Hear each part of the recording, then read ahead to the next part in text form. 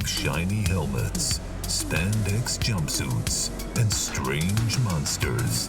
These heroes force feed you a bowl of awesome that is the Tokudon Podcast. Join Carl, Josh, and Rob as they haphazardly welcome you to the exciting genre of Tokusatsu. Now, open wide.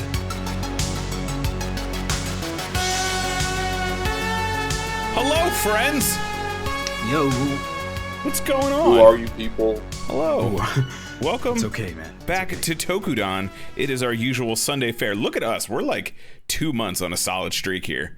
I think this, let's not, we're going to combo break it soon, I guarantee it, because life is what it is, you know. Yeah, that's it's just fine. That's what's gonna happen. 50th is gonna happen in like another year. That's just how it's gonna be. But Absolutely. let's have fun while we're here. Yeah, you know, it's fine. It's either next week or a year. There's really no other in between, so it's fine. Tokudon schedule. Yeah.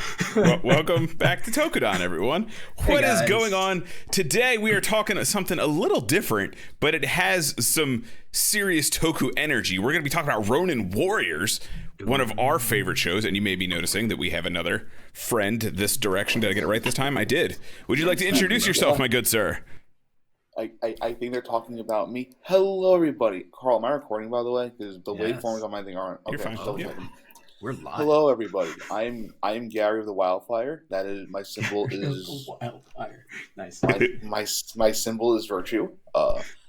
I'm here from the wonderful Kamen Rider / nerd talk show Bugs2men, which you can catch every other Saturday at 1 p.m. Eastern. And I'm not converting to other time zones. You do that yourselves. I believe in you. Just use the watch, man. Just use the Google. Yeah. I'd Google all of that. I don't have the patience to do Fortunately, any of that. it already heard you say it, so it's already being Googled. So you're straight already. We're good. Yep. It's actually duplicated yourself like 10 times already into every time zone. So there's actually a virtual version of you now. So Exactly. good luck. But the world can only handle one of me. How does that work? Well, Google said otherwise. So yeah. Thanks for coming on. Yeah, thanks for hanging out, dude. It is a pleasure. Thank you guys for having me. Yeah. Last time you were on, we talked some Sentai, and we did like a top 5 Sentai, I believe, right? Is that what we did? I don't even remember. It all kind of runs together after a We while. did our top 5 least favorite and most favorite Sentai series, which I gave Bokenger number 1 because Go Go Go Ready Go Sume Bokenger. There you go. There Friend of- you go. Friend of the show, Sono knows what I mean because Sono's a Bokenger fan like me. Nice. I have yet to see Bokender. I'm debating which one I watch after I finish Gao Ranger because I've out of the Roki arc and into where he's the actual like Wolf Ranger now, and I feel like I'm gonna get bored in about 5 episodes. So we'll see.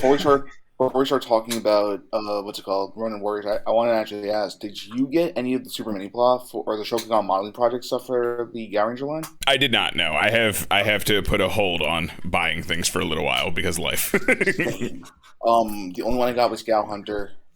It looks sick. Yeah, Gao Hunter's actually in my car right now. I'm Nice. saying that there was a silhouette for Gao Icarus, and depending on how that looks, I might bite, but I'm trying to be good. I have a theory that the next one's going to be Magi or Bokenger, and if that's the case, then I'm screwed. That'd be cool. I like the Magi King. I think that thing looks really cool. It's actually one of my favorite Sentai mechs. We were talking a little bit about like mecha in general in Toku, and that is one of the few that I actually enjoy in Sentai. I love Magi Ranger. Also, real quick, for anybody who doesn't know what we're talking about, it's on Tubi, and you can also buy this amazing Blu-ray from the fine folks at Discotech. There you go. Please support the official release. Please support the official release. It has the dubs, the subs, and it also has all the OVAs, which I tried to watch. I couldn't do it. The No, whole thing? Oh. All the that was OVAs. easy. No, I didn't get to those. No. the only OVA I think I ever saw was when they introduced the Black Inferno Armor. I think that was the only one I've ever seen. Oh, that sounds But- nice. Yeah, Don't they get new armor in one of them? yeah. The last one, they get new armor, and then it's like, LOL, we're done. You're never gonna see what these armors can do. Oh, really? Interesting. They don't even have powers? It's just like, this is the look?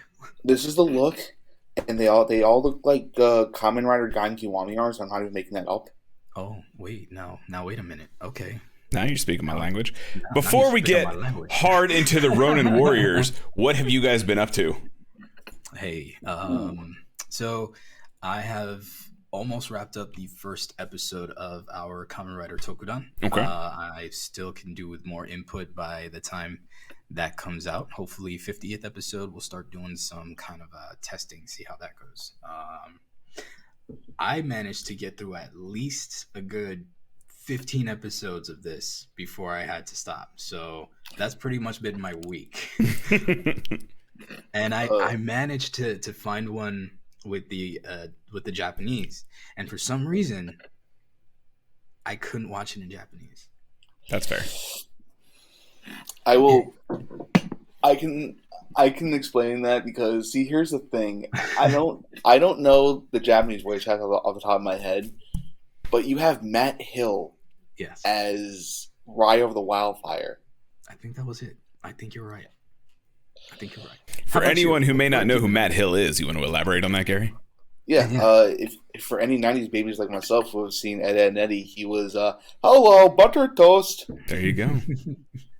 He was special ed. He was I'm gonna bring up his Wikipedia because that's what we do here. Yeah, man. Yeah, absolutely. So Matt Hill was Kira Yamato in Gundam Seed in the original dub. The really? new one's apparently better. He was in Inuyasha as Bankotsu. Bankotsu?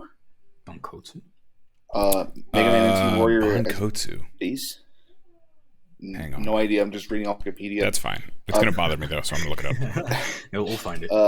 For Transformers fans, he was in Transformers Armada and Energon as Carlos. Oh, yeah. No, I don't know. Yes, okay, so Inuyasha, if anyone's seen Inuyasha, Bankotsu is the leader of the, Undead 7 Ninja Squad people. The only cool arc in Inuyasha. Oh. He's the leader of, the Oniwaban, essentially. Band of 7, thanks. Josh is here, by the way. Loba Berry Crunch. Go check him out. What's up, bro? Oh, but Hey, Josh. yes, funny Inuyasha because Sesshomaru's in that, and David K is the narrator. Oh my God. And David K is one of my all-time favorite voice actors. He's sometimes Megatron, sometimes Optimus. Oh my God, we can. So okay, there's a lot of people in this. Gary, what have you been up to before we get into the show? Honestly, the same thing that Carl's been into, which is Yu-Gi-Oh! Master Duel. Yeah. Oh, what is that? I mean, that's a black hole that I've been avoiding. So Yu-Gi-Oh! Master Duel, for anybody who doesn't know, is a new way to play Yu-Gi-Oh! It has almost every card ever made. It's on PC, Mac, Steam, Xbox, PlayStation, Switch, mobile phones. I heard you're going to be able to upload it into your brain eventually. That's a size point. Yep. As long as I get a dual disc, that's all I want. Right? That's all I'm saying. I just want to be able to flick that thing open, stab someone with it if I need to, and then play my Blue Eyes if I have to. And now I know you. That's actually a complete lie. I would never play Blue Eyes because Blue Eyes sucks, so that doesn't matter. You watch your blasphemous mouth.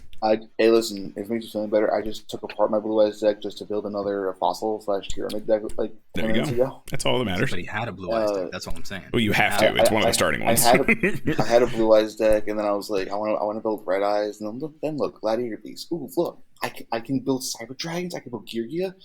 Now I'm like $120 in, and yeah. And the cool thing about that game too is it's cross save and cross play, so it doesn't matter what you're on. You can grind. I grind on my phone now at work. Oh yeah. For an hour, and then I just upload it back to the Steam version when I get home. So it's pretty sick, actually. Dangerous. That's so dangerous. It's so cool. I can't, bro. I have responsibilities and lives that depend on my half attention that I can give now. Josh went out of his way to cheer bits to talk about Blue Eyes. So I will say it again: Blue Eyes is garbage. You go to hell with you, just out of spite, my man. That's the power that it has. That it broke the plot armor that Yugi had, and only through even more plot were they able to fix that.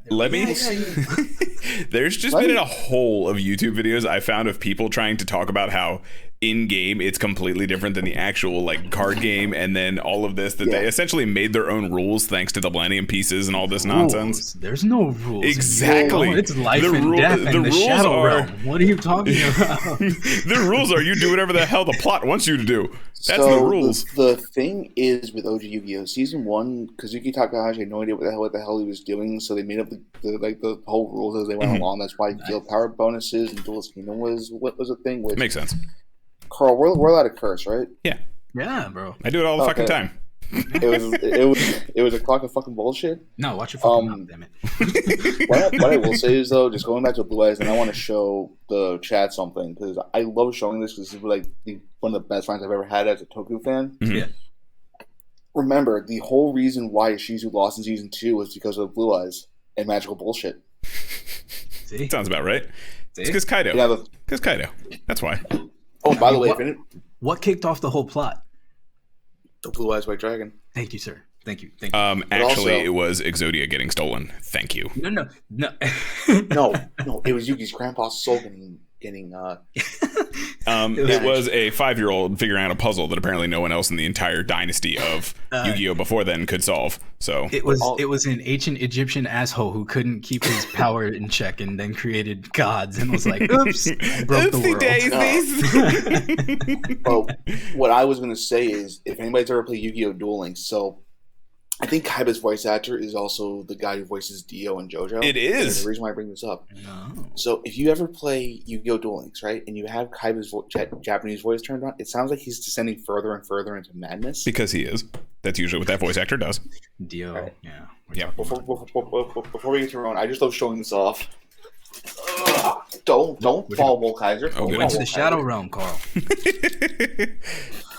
Oh, that's pretty sick. I like those legacy colors. I like that. This is Bandai Japan Gingai, Black and Gold Gingai. I got this for like 110 plus shipping. Nice. Very cool. Okay. Very, very All cool. right. What's going on, Zigra? How you doing? He's 13, according to Josh. That doesn't make it any better. Maybe you shouldn't steal the almighty powerful win in one turn deck. That's fine. Say goodbye to Exodia. Yeah. Oh my god. Ridiculous. No. But Weevil Okay. got what he was coming. I don't know how many times we've covered this, Carl, but I think we owe it one more go. Okay. The most badass Japanese moment of the Yu-Gi-Oh! Anime when he brutalizes Weevil. Toro. Thank you. Monster Kado. Yeah. Oh, Monster Kado. That. Yep. Yo, I don't even remember when I first saw it, but I remember I didn't stop watching it for like a good couple hours until it was burned in here. And then immediately I'm sharing it with Carl and all the guys. I'm like, you guys, I don't even care. This is just so dope. Check it out. I'm like, look, watch. I honestly didn't even remember that. The only thing I ever remember I've rewatched it since, so I remember a little bit more, but the only thing I ever remembered from the original, like season 1 of Yu-Gi-Oh, or I should say the first show of Yu-Gi-Oh, like Yu-Gi-Oh original, is the goddamn Gate Guardian. And the two dinguses, brothers. the two dingus brothers, and their Gate Guardian. And I still think Gate Guardian is one of the coolest monsters ever. I know it's trash, but it's still one of the coolest monsters ever. What is it? I would say they're in for a plight. I would say you're right. That shit is so good. It's terrible. I love it. But here's the real question: do you prefer Tristan's first voice or Tristan's second voice? I didn't even know he had to. I'm going to be totally honest with you. He had a super Chad bro voice the first time, I think. No. He was like, "Hello, my name is Tristan Taylor." Was that it? I'm sorry. He was like, "Hello, my name is Tristan Taylor." And then it became Greg Abbey, and since I've seen Yu-Gi-Oh! 5Ds, I'm like, shut up, you say. Oh man, I didn't get past the second Judai. GX, yeah. I got into like the first couple episodes, and then I didn't really like his deck because there was nothing he was going up against like a Blue Eyes deck, you know. Okay, so I didn't get far, so give me a break. But I'm saying, does he eventually become doper than Yugi? I have two counter arguments. Number one, in the manga, his deck is Kamen Riders. Wait, what? Yeah. His deck. The Kamen Riders, the Masked Heroes. Yeah. Masked Heroes. Oh, okay. So they're saying that it's not Elemental Hero XYZ. I got you. And second, here's the thing with me and GX. So GX and 5D suffer from the same problem. The dubs were never finished. Oh. GX Season 4 never got dubbed because it was too dark, where literally everybody except for Jaden and this guy Jesse die. Sick. Whoa. I'm down for that. Give me that. Oh, Yu-Gi-Oh! yeah. And I like how it is a fair trade, I will say, to swap that for like dueling motorcycles. It is a solid trade. That I couldn't even jump on that. Like I didn't even understand how that even works. I don't either, but I'm down for it. So like first I'm pooping at the speed of my bike, and then you want me to poop because I'm facing a blue-eyed white. No, I'm good. Don't duel and drive. And so 5Ds has just a massive whole episode that they never dubbed. Like their episode where literally Jack Atlas, who's the main characters, faces Satan. Sick. And I'm not making that up. Okay. It's a dragon called Red Nova Dragon. Sick. Okay. I've seen that thing. I've seen that floating around. Nova Dragon. And then yeah. And then pretty cool. Like the last arc never got dubbed, which has They were. I have all 5 still. I have all 5 of the main Siren Dragons. I don't count. Nice. I don't count the live stream as a Siren Dragon because it didn't appear till the last duel. But and then the final arc of 5Ds has a duel where Yusei's flying around on his motorcycle. Okay. So you're not only telling me you can duel and drive a motorcycle at the same time, but you can fly around on this thing? Yeah, you're flying the motorcycle. You're flying while driving, while dueling. Fly driving the motorcycle. Yeah. Okay, so you're literally dueling on the FF15 car, is what you're saying, where it just takes off. Sick. Yes. Oh my goodness. Peacemaker says that the Gate Guardian was good in Forbidden Memories. Is that true? I never played that one. That's the PS1 one. Was Gate Guardian good in there? It had to be. Where every card cost like 1 million of those star chips and like you couldn't do anything? Yeah. Like, every fusion was like the same ugly dragon thing that did like 3 damage or something. I can't even remember like the whole thing.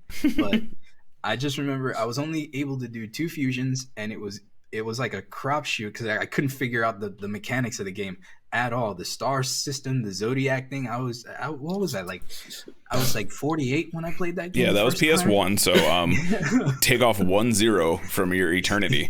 And yeah, you're about that old. Actually, Zegra had a question as well. Gary, you might actually know this one because you're more into the collectibles than we are. Have you ever been to Forbidden Planet or Toy Tokyo?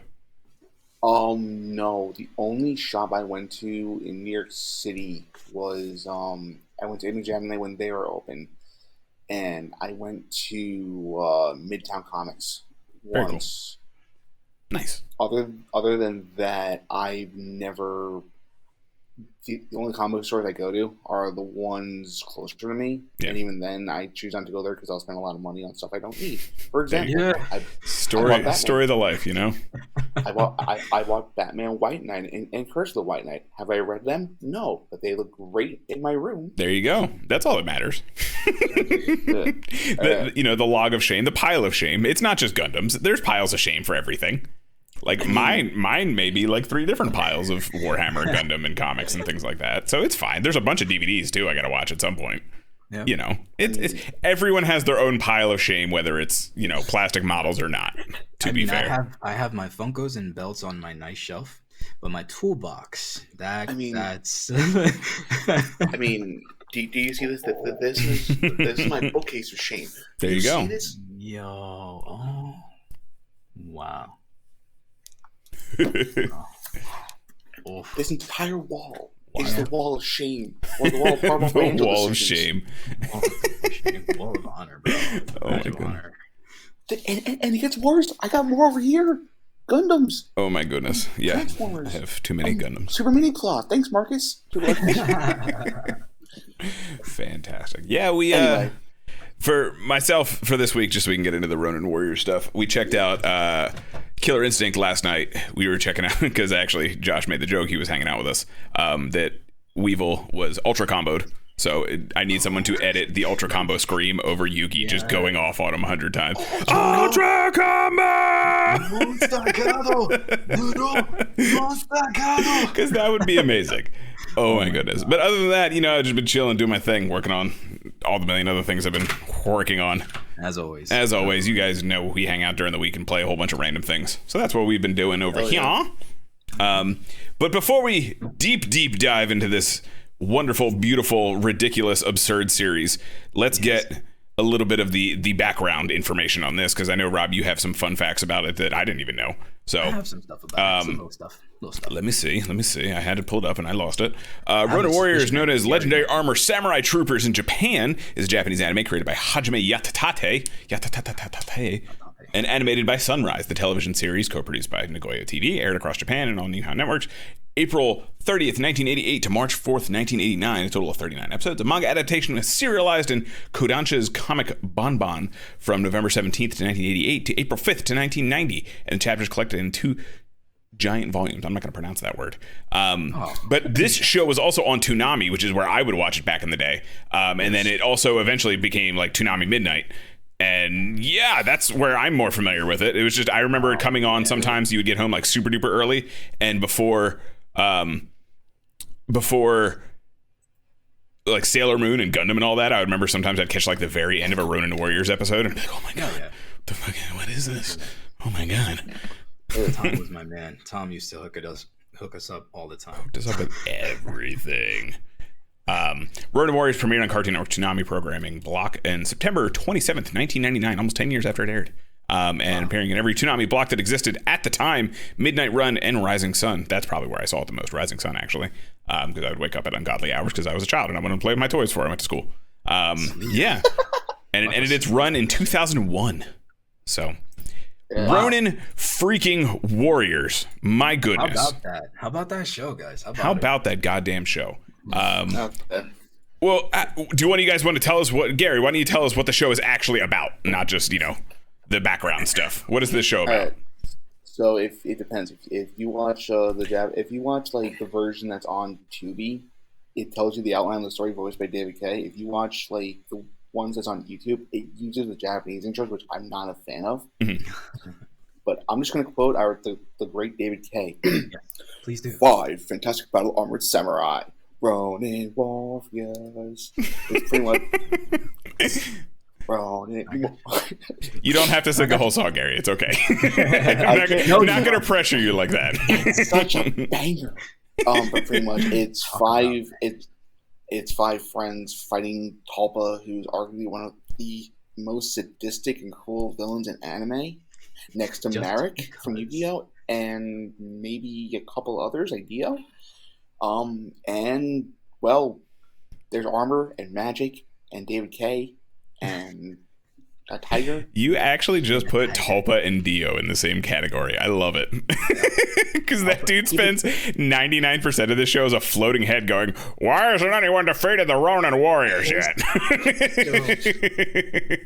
I love it. The reason why I think I couldn't watch it in Japanese is because of the voices. Because of these English performances are so ingrained and iconic in my head that I can only imagine Tulpa's voice as that off Scottish Welsh guy who's screaming in the background because the mic is like all the way back here and he's just mad. Get me there, you know what I mean? Like, and I get this giddiness every time he talks. And I just wanted to say before we get into it that my favorite part of like even dabbling back into this was remembering how much I loved Anubis. Anubis was like such a hero to me even back then that I had forgotten why that even happened. And I saw this one video of like the highlights of it, and we'll touch on it. But just because of that video, that's what got me 15 episodes deep just to begin with. I was like, yep, I just need to see him again. That's really it.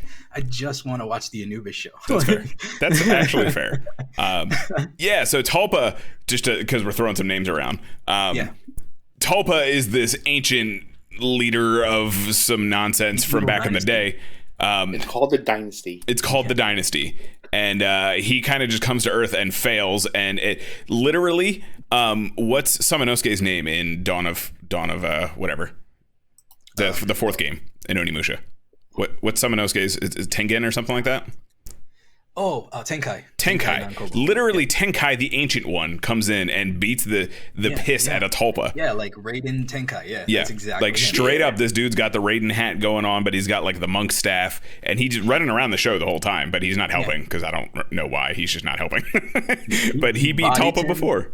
Yeah, and I guess goes to the Shadow Realm. He banishes Tulpa to the Nether Realm, and he ends up conquering the Nether Realm after 1,000 years and finally comes back. But not before leaving his armor behind, where 9 other armors are created from it. Well, technically 10, but See, in my opinion, Scorpion should have done a much better job trying to take down Tulpa. Right? That's what I'm saying. Scorpion. That's why Scorpion's so overrated. He doesn't do shit. Gary, Yeah. since we were talking about Matt Hill, he's voicing the character Ryo.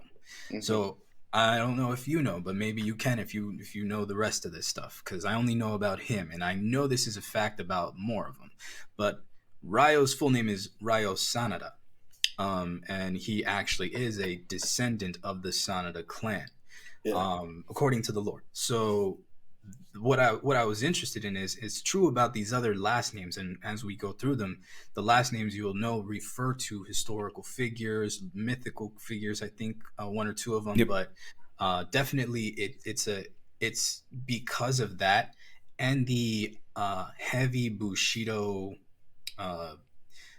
I guess vibes and the feel of these characters, it really, I guess, resonated heavily with the Japanese culture. Yeah. And it surprised me to know that it didn't do very well because of toys. But yeah, so what about what else did I miss here? Who were other characters? So Ryo is of the Sanada clan. Kento is what's it called? I'm reading this from Wikipedia. Kento doesn't have isn't a descendant, but Sage Date, who is arguably one of the coolest characters in the show, he's a descendant of Date Masamune. Well, they're not really the descendants; they're more or less just named after them. Right. I guess it's to like the associated with like Bushido and everything. So like Sage is voiced by Date Masamune, who's like one of the biggest sword makers in Japan. I learned that from Pawn Stars, surprisingly. Nice. Sai is Mori Motonari. Motonari Mori. Yeah, right. Yeah. And Rowan's last name of Hashiba is from Toyotomi Hideyoshi's original surname, which is Hashiba. Yeah.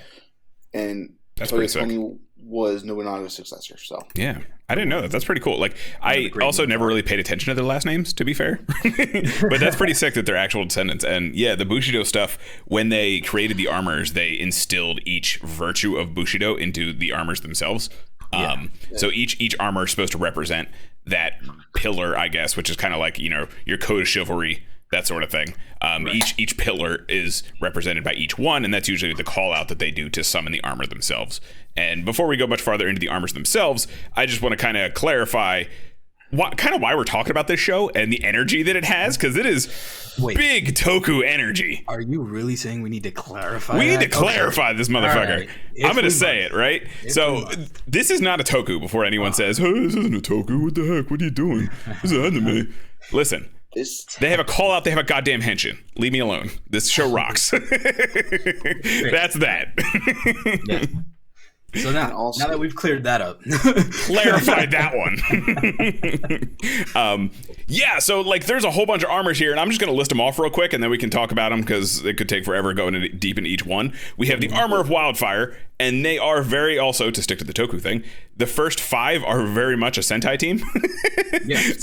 You have the red armor of Wildfire, who is also the leader. You have green armor of Halo. You have the light blue armor of Torrent, the orange armor of Hard Rock, and the dark blue armor of Strata for the good guys. And then there is 4 of the evil guys, the Dark Warlords, I believe they call them. Warlords. Yeah. The armor of Cruelty, which is our boy Anubis. The armor of Corruption, used by a very healthy snack named Kale.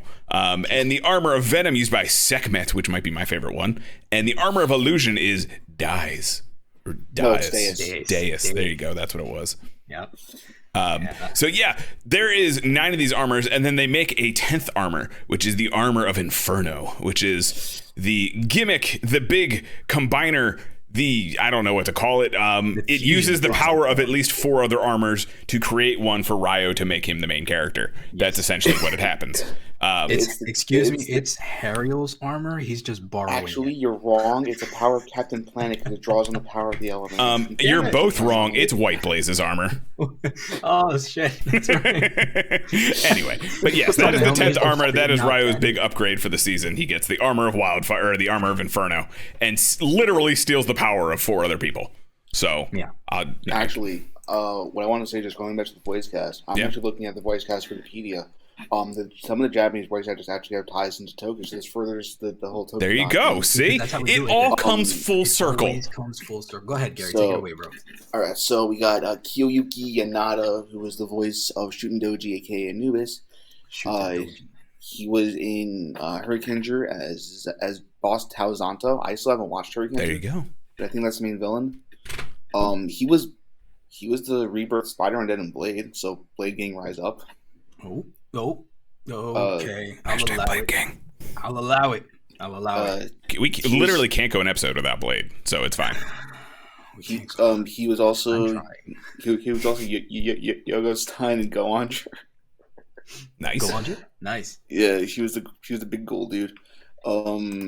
So that's him. I'm looking at like other Tomohiro Nishimura was just random one-off monsters. Very cool. But what I will say is Paul Dobson. Oh my god. Paul Dobson. And also Scott McNeil is in this too, but I'll explain why in a second. Paul Dobson, who was the voice of Anubis, was also in Beast Machines. Very cool. As Tankor and Obsidian. He was Tankor? He was Tankor. He was Tankor. He was also Juggernaut in X-Men Evolution, which is the best version of X-Men. Fight me. That's pretty cool. I didn't watch this. I'm sorry. He was in Gundam Wing as one of Quatra's team members.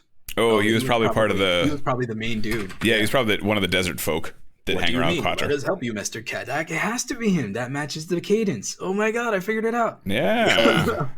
he was also in Inuyasha as Naraku, Miyoga, Ginta, Kagome's teacher, Onigumo, and Kagewaki. So he's like half of Inuyasha. Got it. Yeah. Listen, Paul Dobson is a VIP, man. He's a G. That's cool. But I want to just say something. Scott McNeil's in this as well. Scott McNeil only has a minor voice role as Kale for 3 episodes and they're all uncredited. Because they got the flu when they first started, and when it got picked up, they had to bring them all back. Yeah, like, is that real? Is that true? Yeah, that's true. That flu went around the first recording session, and everybody got sick. Dang. That's why Maya and Yuli sound so different in the second episode, along with the other ones. I honestly didn't even notice. That's why Sage has a different voice actor as well. But also something else that really pissed me off just about the about the OVAs. Part of the reason why I can't watch them is because I'm so used to hearing like Michael Dobson's voice as Sage.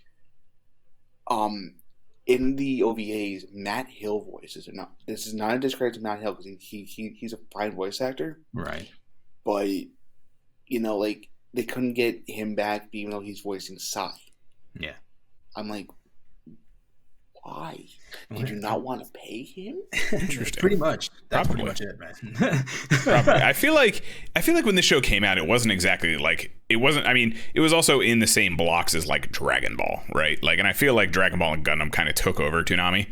And same thing with like Sailor Moon and Inuyasha for the most part. Like, I feel like this probably didn't do so hot here either for the most, considering. I mean, essentially this. It's like a Power Rangers, Voltron, Ninja Turtles fusion, right? And the first episodes are very heavy on those tropes before it takes off into the mythical, specifically Ronin stuff. So you can full tell shonen. when the gear switches up to that formula, I can see where a lot of the beginning audience would drop off because it stops being. After they meet the Ancient One, it stops being like, we can do this, guys, and now the fate of the world is going to slap us in the face. And they get separated pretty quickly, and then are by themselves for a while, right? Yeah. Episode 2, they get separated, and Ryo has a really cool fight against Anubis in episode 3, and then he's like, "I need to go find the rest of the warriors." Yeah. Sage is found in 4, I think. They do the get the gang back together, where they just kind of round robin through all of them. Yeah. What I will say is I thought it was a really cool idea for them to put Rowan into space. I'm sorry, what? Rowan got ejected. That's right. Oh my goodness, I completely forgot. He's Rowan of the Strata. He's Rowan of the Strata. Oh my goodness, that is correct. Oh my god, I completely forgot. Whew. But like you were saying, Carl, I think it's because this came out in the same block and it was all done by Ocean Dub that these voices and the quality was all so good that it is surprising that this didn't take off, because the quality is really dope in terms of that vintage super 90s. Definitely super 90s, that's for sure. Super 90s. I mean, we have who's got the surfer accent? Is that Torrent? Is that Psy? Psy? No. See, here's the Psy has the English accent. Whenever I think surfer accent is Ryo. Right. Ryo is a surfer accent?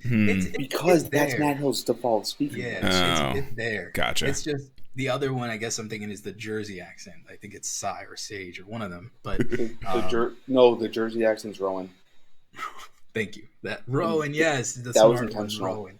That was right. But anyway, it's just because I listening to those voices and having those familiarities with them, and again, I can't stress that Paul Dobson as Anubis stole the entire show for me, and rewatching that second episode when Anubis appears and that first appearance and the fact that he bodies as a full-on flare-up now to then return that with a quake with fear and then knock Ryo out with it and go, that's it? Okay. That's it. You got one.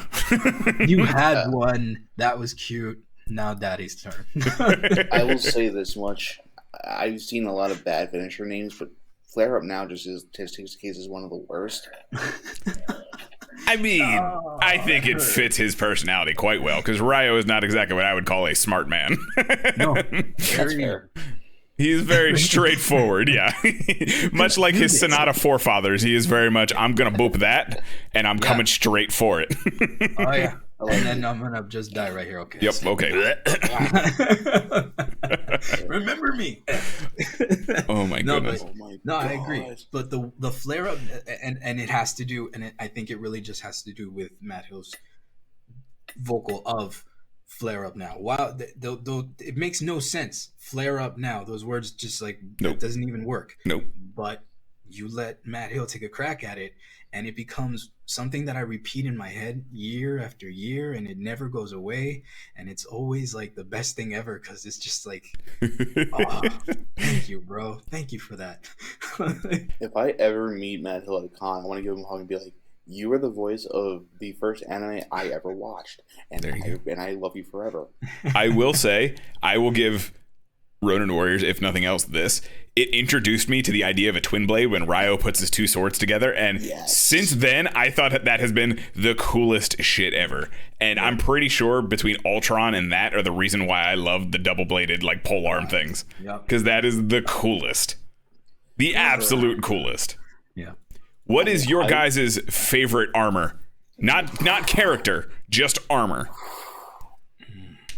See, because I have a different character than armor. I have a problem because I like them all, including Tulpa's. That's not what I asked, Gary. It's so hard. It is very difficult. They are all very cool. No, I'm gonna say that Rowan's armor is my favorite because it's very classic. Okay. It's very old school, Yabusame style. Okay. And that was the first one that appealed to me even as a kid. And I don't really like bow and arrows. You know that. Yeah. But as much as I wanted to like Ryo, I liked Rowan's armor more. Okay.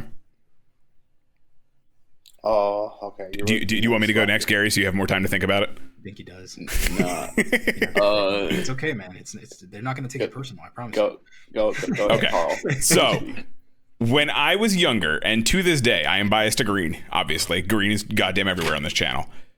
The armor of Halo was by far my favorite. It has a big dumb sword. It has thunderbolt cut. It's fucking cool, right? It just looks cool. It's beefy. I love it. But upon rewatching a few years ago, I have to agree the armor of Strata just because he resets goddamn maps with that first arrow. Like, he fires that thing, and it tears a new valley into the landscape. Now, we didn't even talk about favorite finishers, but we'll get there. But yeah, that's it. I gotta give it that one. Like, if we're gonna talk just finishers, that's it, hands down. But like, Armor of Halo, that's beautiful, gorgeous. I love it. I would be instilled if I had that. I would just, oh gosh. Yes. But if I could have one thing, just give me that. I'll fire the goddamn giant sword off his bow. I don't care. You know what I'm saying? I'll take the Halo sword and just fire it out of the bow. We'll double up. We'll see what happens. You know, we'll do it that way. That's fine with me. But holy shit, that final attack for Strata is absurd. Yes. Here is the question for both of you, since you guys love Rowan of Strata a lot. Do you guys have the Sentinel figure on pre-order? No. None. No. Please tell me you have something.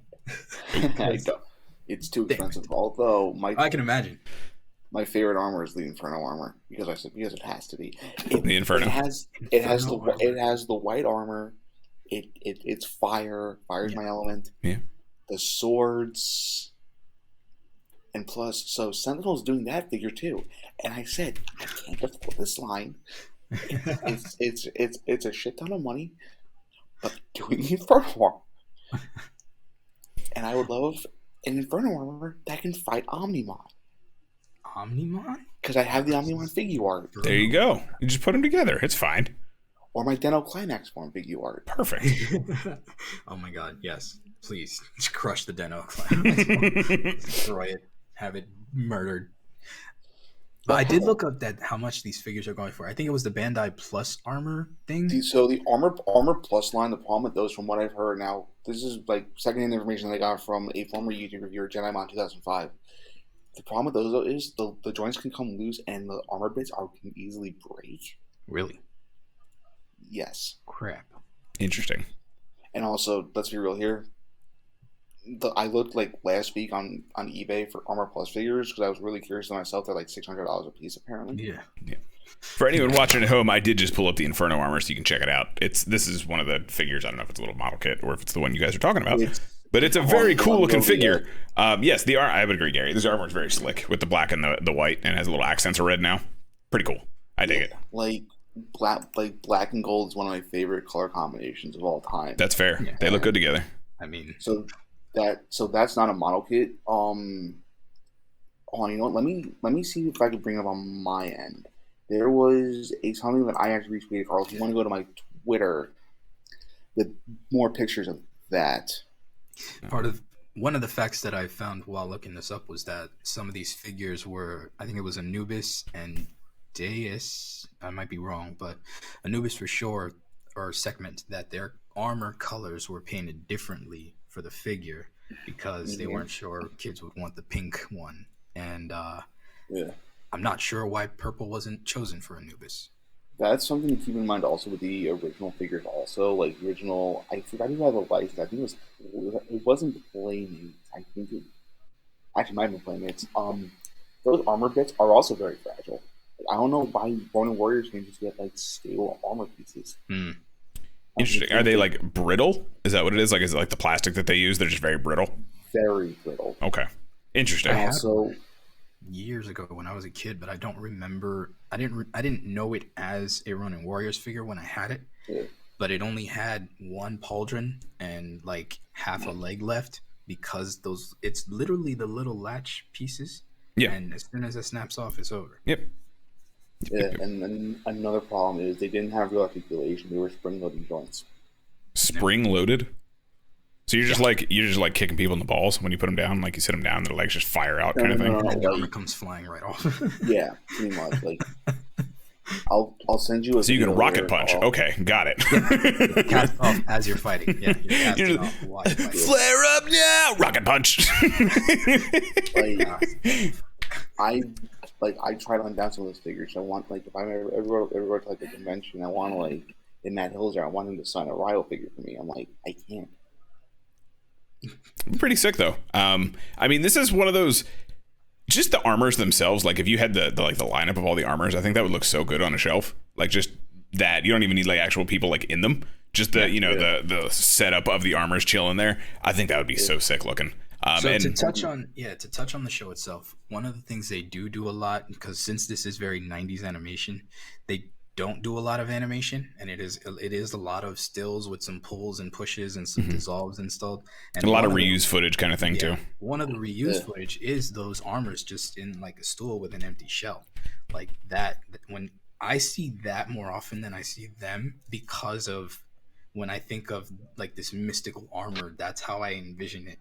Like laid just like they used to lay it. And I think what I forget where I was going with that. No, to do that on a shelf would be dope, because I don't know if we can do if it's possible just to buy the armors themselves, and if they sell them separately like in scale forms, or is it always with the figures? Yeah, it is so cool in us, bro. It's I mean, if every periodically we'll just send it to one another. We're just like, you know what just popped in my head? This awesome shit. Like, yeah, it's literally that. I was able to look it up. I don't have it in my notes. Why do some of them say different things other than Daoji? So they're supposed to be saying their. Do you know, Gary? Yeah, they're supposed to be saying their virtues. Yeah. So but the thing is with the English dub, so Ryo's technical virtue is Jin. But which is Japanese for benevolence or righteousness, and in the dub it's just virtue. Right. Yeah. So, like Daojin is Ryo. Kento's is G, which is justice. Sage is life, or in Japanese it's Chi or wisdom. Sai. Yeah, size is what's it called? Size is trust or shin, and Rowan's is it's chi also, but also supposed to be it's light in it's the dub. Inochi. Is what he says. It's Inochi. Inochi. Yeah. Daikai-gan. Yep.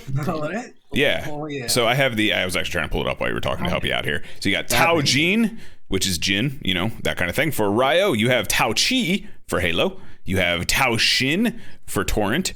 You have Tao Gi for Kento. And then you have Tao Inochi for Rowan, because, Rowan and got it. Say are like the same person. So that's why they're both blue. It sounds like they're almost saying the same thing, but not. Yeah. Very similar syllables, and I think just, them trying to pronounce these things, they probably said it very similarly. I always knew Kento's was different. Like, that was the one to me that always sounded really different, and I never understood why until I actually looked this up 10 minutes ago. So, makes sense. Yeah. I like it. Very cool, very cool. And then it apparently did change in the OVAs. They changed it back to righteousness, benevolence. Like I said, I only saw the one, so couldn't tell you. But it seems like in the OVAs, they kind of fixed all the weird changes they made for the series, minus some voice actor changes and things like that. But it seems like they made it more true to the original Japanese in terms of like voices or what they say and stuff like that. Yeah. And something else to keep in mind also, 2 and 3, I think Guiding and Messages, Legend of the Black Armor and Messages, which is I think the last one. Those two are directly integrated with each other because, spoiler alert, it's a show that's almost 30 years old at this point. I mean, yeah. At the end of Legend of the Black Armor, the Wildfire and Inferno Armors are both destroyed. Oh, damn. So that's, I think, what prompts them to get new armor at the end of the last one. Gotcha. I wish there was like some sequel manga, or we can get like, hell, if Bleach and Shine can come back in 2022. Can Ronin Warriors come back? Right? I mean, I'd be down for that. I'd be down for, even if they did an OVA kind of thing, like, it doesn't have to be like the OVAs. I'm just saying if they did like a movie that covered the first, 15 episodes of the show or something like that, or until they go up to Tulpa, do like 2 or 3 movies when they beat him the first time of 7. That kind of thing. If they did something like that, just with like beautiful animation, I'd be, oh my God, get Ufotable to do it. Just throw money at this. It'd be so good. I think people would go nuts for this kind of thing. I'd fund it myself. I could. Lord Perry, Matt Hill, come on back, guys. Right. Scott McNeil for I mean, if Sunrise still owns the rights, like the first one in the booth, he would be the first one to raring to go. He's gonna be 82 still recording if he can. That dude is a machine, and he's legit. Like, one of my sidetrack here, Toku tangent. One of my favorite movies of all time is The Warriors of Virtue, and it is strictly because of him that I like that movie. He's in that. Who is he in that movie? Because I don't know anything about it. He voices a good number of characters, but mostly he voices the screams for the villain, and that's what sells the villain. When he's going nuts at the end when he's fighting? Yeah. Oh my God. That's the only reason this movie works for me, is because that end sequence was like, I was a kid, I'm like riveted, bro. I'm like this, and everybody's around me, and I'm like, oh my God. I mean, I'm just gonna say, Warriors of Virtue is a toku. We could check it out. I'm just saying. Oh my God, Warriors of Virtue is insane.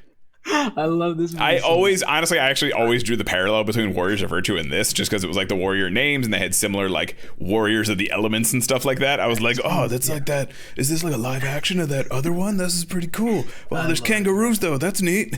It's a bit weird, but I'm down. Yeah, like I don't know what's going on, or like this movie's tripping me the fuck out when I'm 5, but I don't know. This is sick.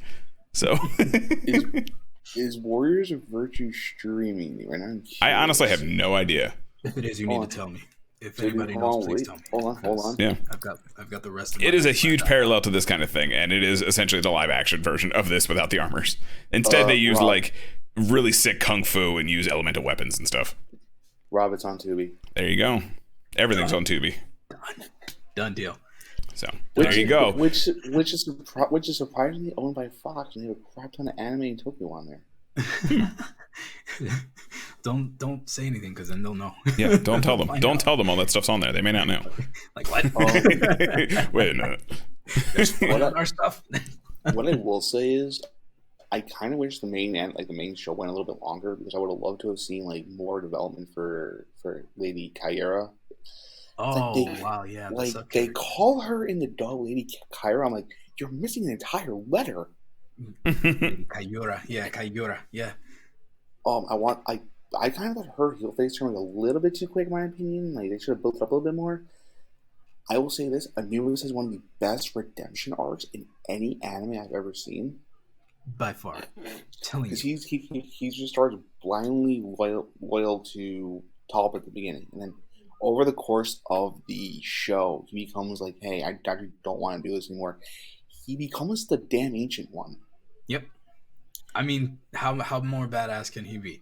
Like, dude starts off as the problem. In the second episode, he bodies all of the main heroes. And you know he could easily kill them if not for Master Splinter, Ancient One, that shows up and saves everybody. So Raiden. Yeah, David K. Raiden. Yep.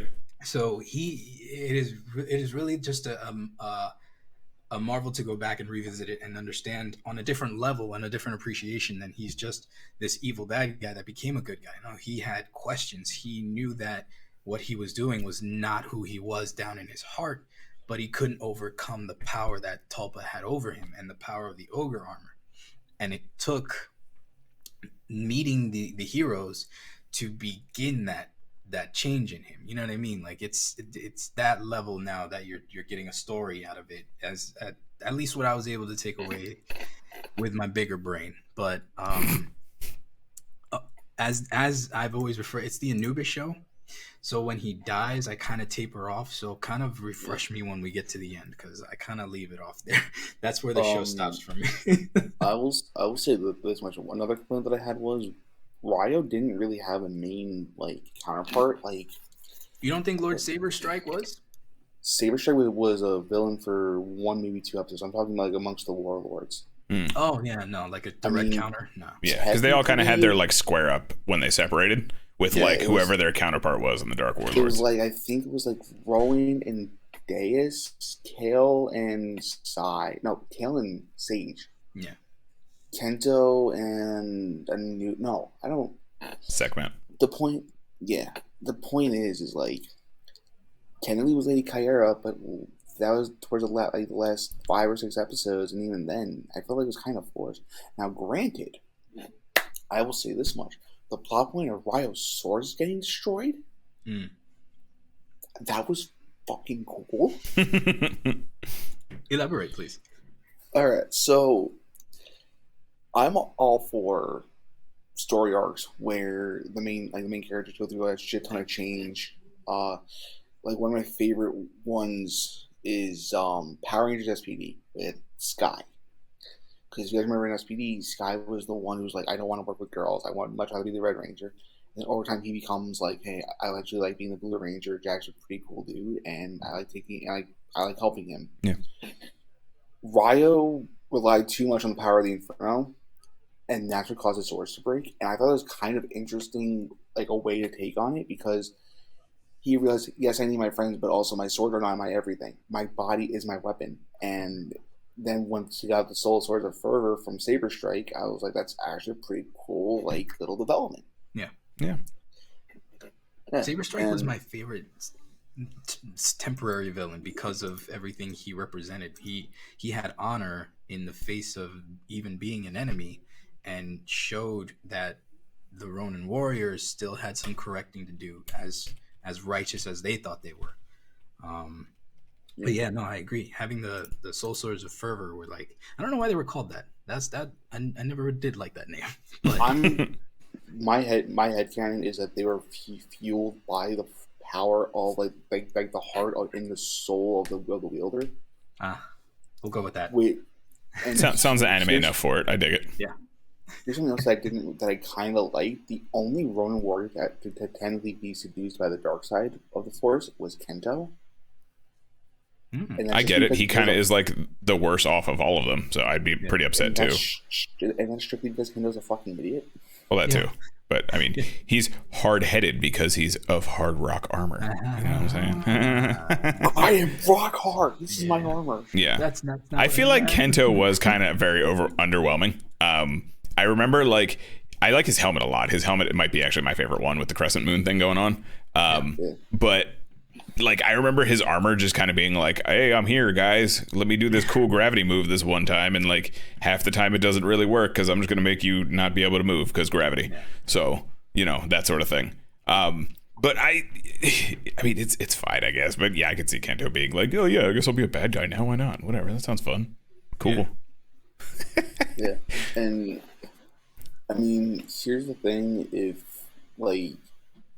don't get me wrong, I love all the Ronin Warriors and for their quirks and everything. Like, I love how Sai was the only one who could get all the poison out of the water that Sekhmet put in. Oh yeah. What I will say is, and I want to get your guys' opinion too. Did you guys like Tulpa better when he was a physical body or when he was a spirit? So, one of the things I noted is I sent Carl a text while I was watching. I was like, wow, the character that I created for our show is Tulpa, and I no longer fear this character, so I have to come up with something different. So yeah, definitely when he had a body was I more impressed, because this whole I'm Zordon, not really. Yeah. It's no. I mean, he does whoop some ass when he's in his physical form, I'll give him that, but like as a spirit man, like I said, he literally spends 90% of the show going, why are they defeated yet? It's like Krang. It's like a sheep, like a blanket sheep. Like, imagine if Skeletor's voice dropped 3 octaves and then he was just kind of like standing there. That's kind of what Tulpa is. I kind of equate Tulpa to Gosei from Megaforce because he doesn't do anything. It's fair. Outside of when he gets his armor back. Also, speaking of the armors, another twist that I really loved was the fact that the armors tied directly into Tulpa. Yes, I actually, like we were talking about that before. I think that is such. I didn't actually comment on it, but I was talking about the plot itself. But I think that is such a cool thing, and also very like Kamen Rider, where they get the power from the bad guy. The bad guy, yeah. That's such a cool detail that I think is just so cool, and clearly, like, they were all from, I know there's like the Dark Warlords, but like they're all part of the same set. Like, it's all one set of 10 that came from his armor. Yeah, and also, I love how White Blaze got involved a lot, and the show actually made you care about White Blaze. Now, granted, I still think Yuli is one of the most useless fucking characters. Like, Mia, where are my mom and dad? Mia, can you buy me lunch? Mia, where's my warm milk? He's the most useless character. I like, other than legitimately the very end, does he do anything of consequence. Like, other than just be there. I'm like, I don't remember hating you this much. I think my biggest problem with Yuli is they give him nothing to do except be danger fodder with Mia. Yeah. See, Mia was actually contributing to the plot by having to do research on the Ronin armor with her grandfather's computer. Oh, that's right. Yeah. So, and she's also some kind of lineage too. Something has to do with her. Oh man, what was her last name? Nasty. So that's her name in the Nasty. The Japanese name dub. is Nasty. It's Nasty. Her name Nasty is Nork? Mia Koji in the dub. Koji, yeah, my Koji. Where's Nasty Nork though? Yeah, Koji. Nice Spyro reference, motherfucker. Anyway, what I was gonna say is in the manga for Ronin War for Samurai Troopers, the Japanese version, her Mia's importance is actually greatly reduced, and White Blaze and Yuli are very important, which is sad. Is it?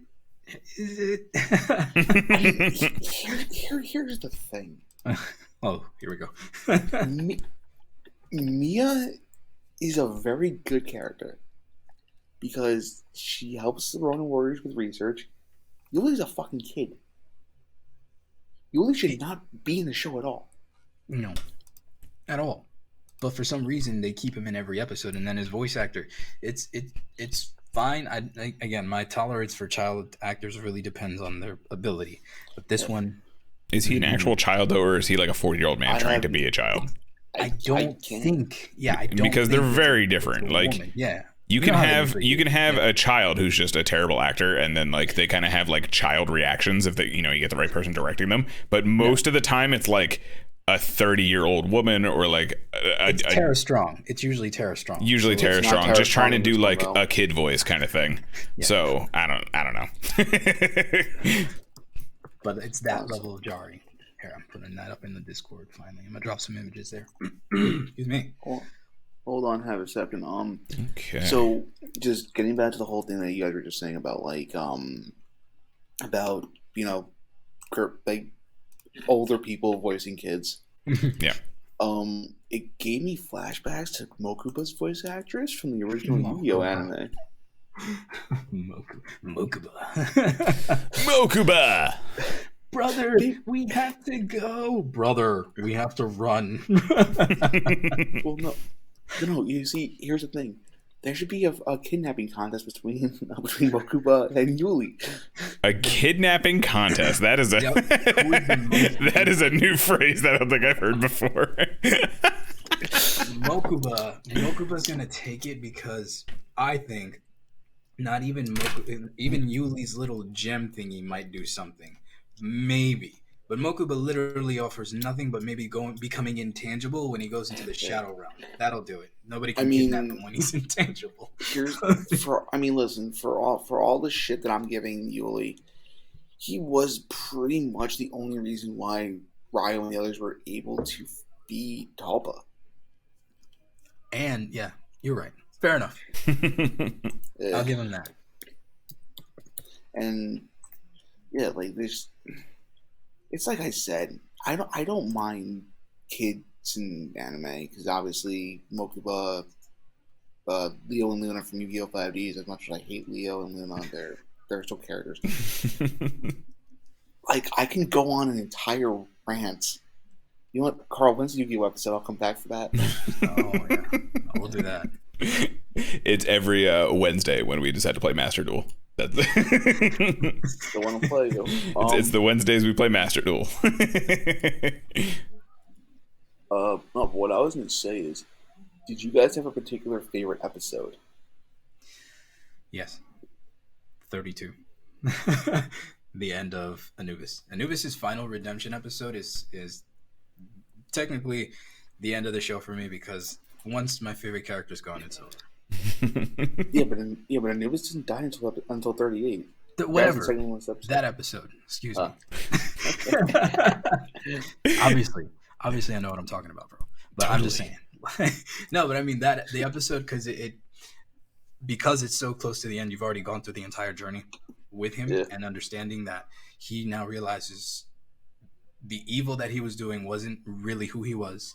It took everything to get to this point that he wasn't sure. He wasn't even really sure why he was able to take the Ancient's power until he figured out his purpose was to save Lady Kyura.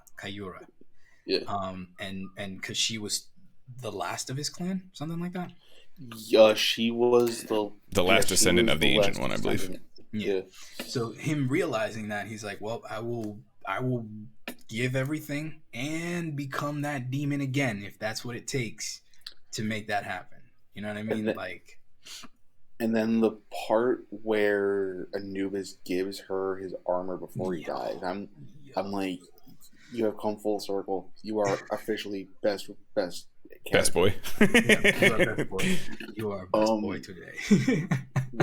one of my favorite episodes is the one where Ryo has to go into space to find Rowan, and he can't get there without Tulpa.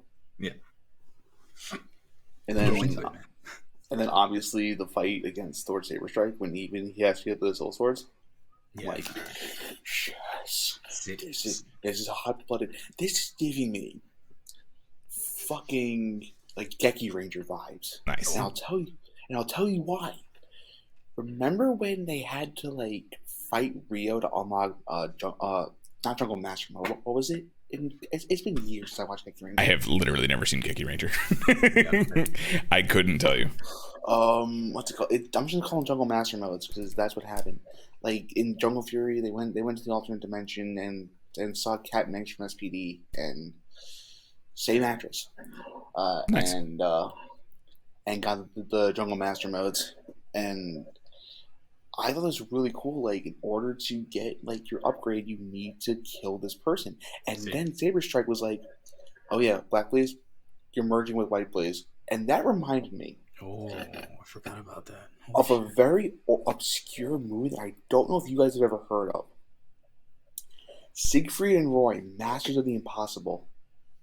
No. That was a movie? They actually made a movie? That was an animated movie. Oh, an animated movie? You just blew me away twice. The only thing I know about Sigmund and Freud is that one year everyone went as what's-his-face, whichever one it was, because a tiger bit his throat for Halloween. Yeah. That's the only thing I know. So there was a plot point in that movie where the main tiger... Siegfried and Roy, Jesus. I'm blowing your mind, Rob, but I like it. I can't even believe that happened, like, in my life. Jesus, okay. When is the Tokudon animated movie? Next week. Next week, okay. Where were you? Rob's over here making deals I don't even know about. We're on the but way. It's like... No, but what I was getting at is because that was like them becoming like one soul, and it's like I feel like that's representation of yin and yang, good and evil. Because you have Black Blaze as a black tiger fighting on the side of evil, and you have White Blaze who's like a white tiger fighting on the side of good, yin and yang, good and evil. Yeah. But what I was gonna say is in Siegfried and Roy Master of the Impossible, Siegfried and Roy had to like go to an alternate realm called Sarmodi and fight the evil titans. Tell me if you've heard this before. And absolutely, twice. They have, and Manticore, their tiger, has to merge with an evil tiger to become one being. So you're telling me that in this Siegfried and Roy animated movie, they go to an alternate dimension, throw Patara earrings on their tiger named Manticore, and some other asshole tiger to stop the big bad villain? Gary, I have a question. Is that what I'm hearing here? Are you sure this is a movie, or were you watching some kind of Adult Swim show that had some mushrooms, and then watched the Tiger King right after that, and then something weird happened, like where you went into the shadow realm? Part of me wants to believe zero of this, and part of me remembers that we've seen some weird shit on this show. No, I need this to be real now. You know this. Like, this needs to be watched. Oh my goodness! This man these tiger training magicians straight up throw these Patara earrings at some tigers and go, "Nah, man, you messed up."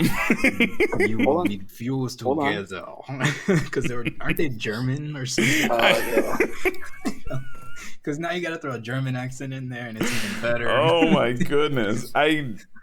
Today, I did not expect to be talking about Sigmund and Roy. I'm going to be honest with you. That was the last thing I expected from this episode. Right. Where is the tiger? It is over there, Siegfried. It is going to chop your face. Real quick, both of you check Twitter right now. You're welcome. Thanks, man. Oh my goodness. I can't believe that's where that conversation holy hell, I am flabbergasted. So we're going to cover this at some point because I think we have to. We have to. Oh my god. This movie is actually toku. Gary, you got me in a spot here, bro. Like, I'm sorry. Part of me is now relieved that it actually is real, but I was so ready to believe you were an ex-druggie. I drink. I'm not. I'm going to put this on the screen for those watching at home to see. Oh, this is the whole movie. Oh my god, it's the whole ass movie. Wow. Holy hell. This is real. Oh my god. I gotta see it. There is an actual. Okay, pause. There is a dragon lizard skeleton thing floating around with a gold outline. It actually went Super Saiyan. Holy shit! What is happening? I gotta see the Patara earrings. Where are the Patara earrings? There are no Patara earrings. Well, the gargoyle's here apparently, and so is the bearded lady apparently. I mean, literally, White Blaze is in this. What are you talking about? Oh my god! I love it. What? Okay, hang on. Pause. I cannot wait. There you go. There you go, Carl. What the Sam hell is this thing? What am I looking at right now? Oh my god, I'm putting this in the Discord if anyone would like to. Oh my god, what the Sam hell is this? We are so immersed in the 90s that now we've wanted to see freedom. I gotta sit forward for this one. What is that? What the hell is going on in this movie? It's a Titan. This looks like... Okay, no, you can't just go, it's a Titan, and leave it at... Hang on, pause. Wait a minute. This is literally White Blaze, and Ryo apparently used the Patara earrings, and they just got, like, stupid. He looks like a Ninja Turtles bad guy. What is going on here? That's exactly what it is. That's exactly what it is. It's a Ninja Turtles villain. Holy my goodness. I am going to get very drunk and watch this later. Oh my goodness. Oh, wait. I found a small article on Wikipedia. There's 4 voice actors in it. That's it? That's all they could do, I guess. That's the only people. They locked them in the room and they wouldn't let them leave until they recorded these voices. Now, see... Now sound like a tiger. Now wait. I want to blow your minds for a second because it's so Gary, I don't know how much more I can handle. Oh my god. I love it. So Jim Cummings was in this. Jim Cummings, of course he was. Jeff Bennett. Jeff Bennett. Do you know who he is, Rob? No. Okay, have you ever seen Camp Lazlo? Oh my god. I know the show. I have not watched it. Okay, have you ever seen Shaolin Showdown? Yeah. He was Clay. Oh my god. The big cowboy kid? Oh. Yeah. Nice. Okay. Charlie Adler. I have no idea who that is. Okay, hold on. Did you see Transformers Revenge of the...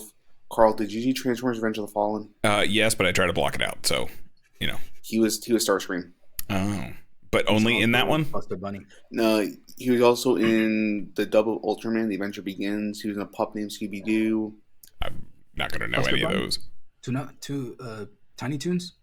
Tiny Toons? Let me double check. He was in the movie.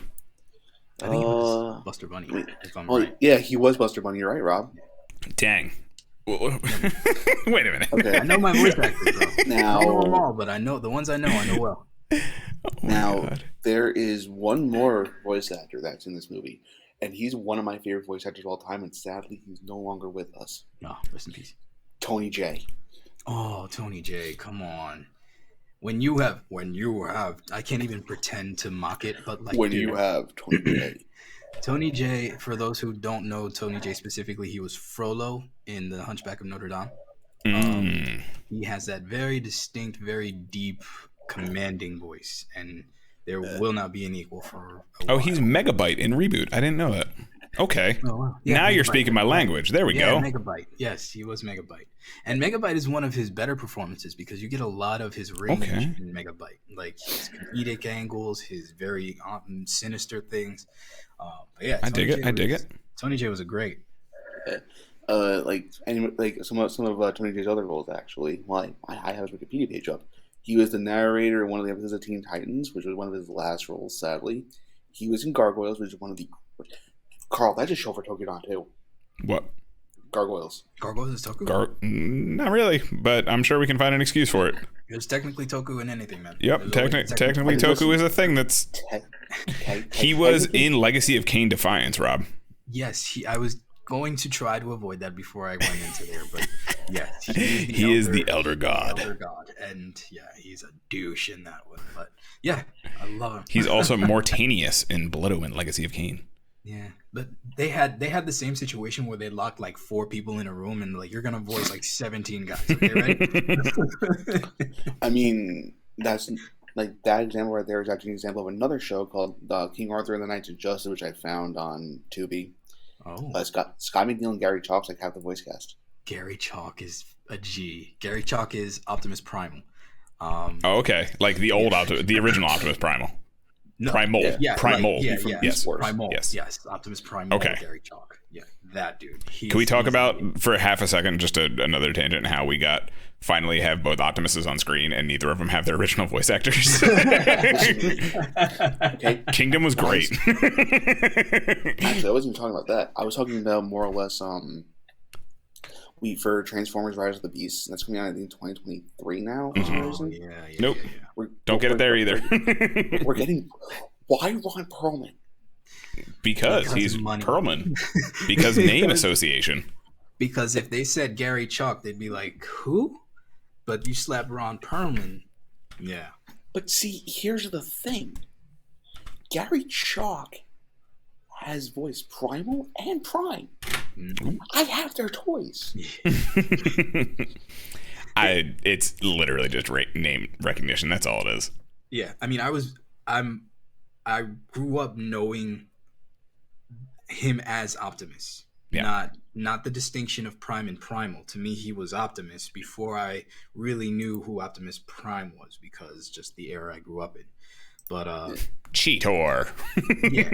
So like even hearing Peter Cullen's voice when he does like a Primal or a Prime, it's still like, yeah, obviously he's the iconic guy, but it's Gary Chalk who is my Optimus. Just like Kevin Conroy is my Batman, even though he doesn't quite fit every Batman iteration. That's all I'm saying. See, you and I are in the same boat. Everyone's like, who's your favorite Batman, who's your favorite Joker? Mark Hamill and Kevin Conroy. Mm-hmm. They just do so much. But anyway, back to Ronin Warriors. Because yes, that show. That great one.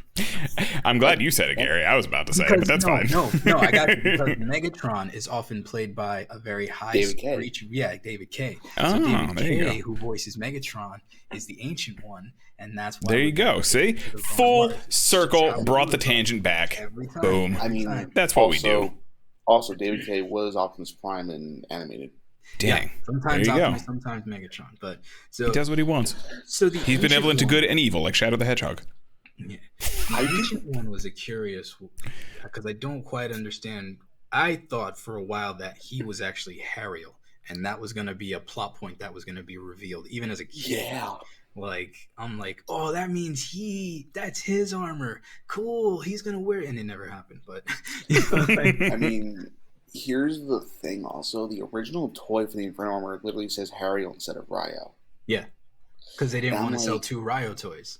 The reason why they did that was because you had the Ryo the Wildfire figure, and then they didn't want to slap another name of the Ryo because parents would be like, I'm not getting you 2 of the same toy. You can kick rocks. You know? So they're like, it's a different character. You have to have it. Yeah, they go, oh, but it's Hariel. It's some oh, dang. weird... My kid has to have the whole set or else. Oh, wait. Yeah, that's it. Real quick, Carl, while we're talking about the toys, you want me to send you the video I was talking about where they actually talk about the original toy? Sure. Maybe you can throw that up on screen, and I can show you what I mean by the spring joints. Yeah.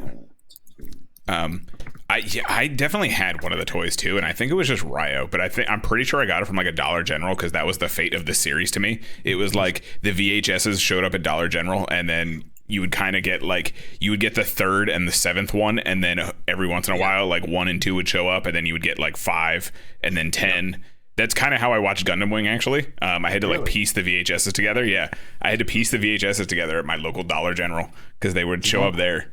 Carl, this is long past the era of VHS as well. Alex can attest to this, but when Toonami was showing Gundam Wing, I had my VCR and a tape that I grabbed, and I didn't know how to do it because I knew how to block that one part of a VHS where you could re-record over it. Yeah. So I rolled up some paper, I shoved it in there, and I taped it up, and that was my tape, my Gundam tape, right? And I made sure it was like a 2-hour movie. I forget which one it was.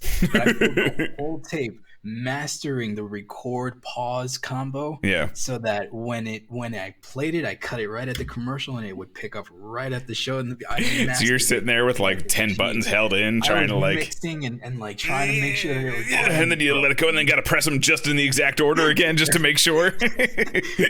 and then watching that whole tape over and over again for Gundam Wing, bro. I'm telling you, that was just Carl, that's the level of dedication. I DM'd you a link to the video, by the way. Yep, I pulled it up. It is playing on the screen now, so people can kind of see the joints going on here. Yeah, you get the side kicks, like the cheerleader kicks, and then I see this armor you're talking about that kind of has these nubs that if they fall off, it's pretty much the end of that. I remember the orange sword. Oh my goodness. I think this is the one I actually had. Yes, I remember the orange sword. Yeah. And the thing to keep in mind is they came with a bunch of bonus weapons that were never theirs. They didn't even have. Yep. Like kunai and daggers and these other swords. I don't know where these came from. And nunchucks, apparently. Because money. So right. Yes. Yep. Because accessories. Got to accessorize. And apparently all the armors could like fit on every figure, and they were like universal. That's pretty cool. I would mix and match. I'm down for that. All right, now let me ask you guys a question. If they said, "Hey guys, we're gonna do like 1/6 scale helmets and or weapons," how broke are you going? How broker? I mean, I can go into debt for this. Let's do it. Right? Like they got credit cards for a reason. That's all I'm saying. I mean, listen. The red will be my life. I'll be in the Wildfire. Right. I already owe my old school that's dead like thousands of dollars, so it's fine. But that's a whole other podcast. We'll talk about that. No, I think something like that would be far more interesting to me, just to have like helmets or something simple to display than like, I don't know. I don't really do like a whole lot of figures and stuff anymore. I if anything, it would be like a statue. I'd be down for a statue. Something like that. I have so many Gundam models and stuff that just aren't up, or like things sitting in closets that just aren't up at this point. I would want something I could display and like make look nice. And that's kind of just where I'm at with my life at this point. Hell, if Bandai ever got the rights to Ronin Warriors and they do like figurized standard, I'm fucked. I mean, it's very plausible. Like Sunrise owns the rights to these guys, and if no one is familiar with Sunrise, they do all of the Gundam shows and things like that. And Bandai exclusively has the video game rights to all that kind of stuff. So I'm just saying we could see these characters in a video game. That could happen. A Ronin Warriors video game, a Ronin Warriors Dynasty Warriors could happen at some point. I'm gonna drop something in the Discord, and in the notes here, I did find a mobile game. I think it is that included them. Yes, they did a crossover with a gacha style game. I forget whose name it was. What the name was? I think it's Ragnarok Online. There it is. That's the one. They did a crossover fairly recently. It was last year, where I think they did some new art for them and stuff. So Ragnarok Online has a crossover event with Ronin Warriors. So I'm sure they like filed a copyright and everyone got super excited thinking it was going to come back, but it did not. I dropped the trailer in the Discord for you guys to watch. But yeah, I checked it out. It's kind of cool for a gacha game. I mean, I don't know. I haven't ever played anything close to like that, so it looks cool. Gacha games are the devil. They kind of suck. Just because it's usually like the entire point is to force you to spend money, like those things. So. And I have enough wallet vampires as it is. That's really what the problem is here. I don't want to talk about this game. This game is making me spend money. Look at that. I like these attacks. I like this new art. I dig it. It's very simple, like puppet animation, but I'm here for it. Oh, there it is. The Strata arrow. Reset the map. Oh, Wow. yeah. How about so the arrow shockwave is your favorite finisher? I think it might be my favorite one, yeah. Yeah. Gary, how about you? Mine's Quake with Fear. Quake with Fear. Thank you so much. Quake with Fear. And again, it's all about that fucking vocal, man. It's all about the vocal that precedes it, because when you call an attack, it makes you more powerful. So obviously, if you have the most powerful delivery, bar none, he's the strongest character in the whole show. I mean, just had to hold it back. If we're going by those rules, I'm the most powerful because I can get real dumb loud. So just get a few drinks in me. I'm like obnoxiously loud. Yeah. So whenever Carl, whenever the three of us meet up at a convention for PR or something, just get Carl drunk and we can just recreate Ronin Warriors. There you go. That's what it is. Josh, that was a Ragnarok Online. It's a gacha game that did a crossover with Ronin Warriors last year. Yes. In case you were interested in checking it out. Or Lagrisser X, I think, or it may have just been the name of the crossover. I don't know. But it's Ragnarok Online. Yeah. I think, Strata's definitely my favorite one.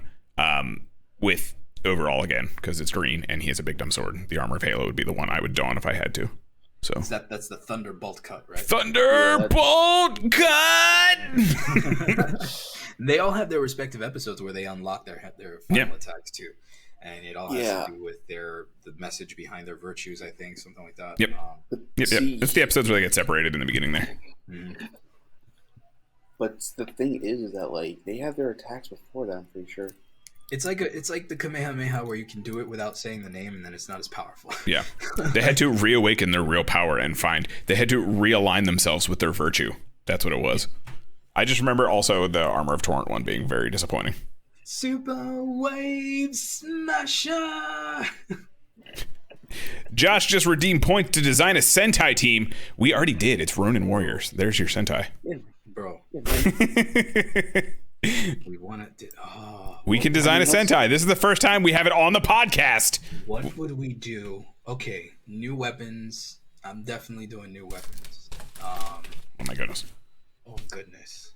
Okay. Animal Samurai. Animal Samurai? Please. So you're just going to have a team of White Blaze? It's going to be just all the Siegfried and Roy tigers. That's all they are. It's just that beefy tiger. That's all it is. That's it. You just, that thing comes out and you just walk away because no one wants to deal with that. They're going to stop whatever they're doing. Actually, I actually have a really interesting idea. This is just me bringing another obscure cartoon from my childhood. Do you guys remember the show Chaotic? Chaotic? No, yes. I remember the show. I never watched it, but I remember it. So the premise is the players go to another dimension inside of a computer to play a game called Chaotic. And in Chaotic, they become their creatures to fight. Okay. Oh. So it's kind of like Gokaiger, where they become other things. Sounds like the D&D cartoon, honestly. Instead of rangers, they fight as monsters. Okay. Do they fight ranger-like people? Do they reverse the role? Is that the whole point? That's kind of cool. Okay, that's kind of that's cool. I dig that. Become the Kaijin. I'm down for that. I would do that. So are we designing Dark Warlord Kaijin? Yes. I mean, I'm a Dark Warlord Kaijin. That's fine. I mean, you know I'm not the nicest, so yeah, let's do it. Let's do it. Oh my goodness. So listen, we've had a Sentai made. We've had Sigfried and Roy brought up. This is a wild ass episode. Let me tell you. You gotta jump in more. You actually have me on more often. Right? I'm still getting over that Sigmund and Roy was a conversation, or that I looked at whatever that beefy tiger thing was that you just casually called a Titan. I don't know. It's Siegfried and Roy. Siegfried and Roy. He's got the giant sword in the back. He just missed when the tiger bit his buddy.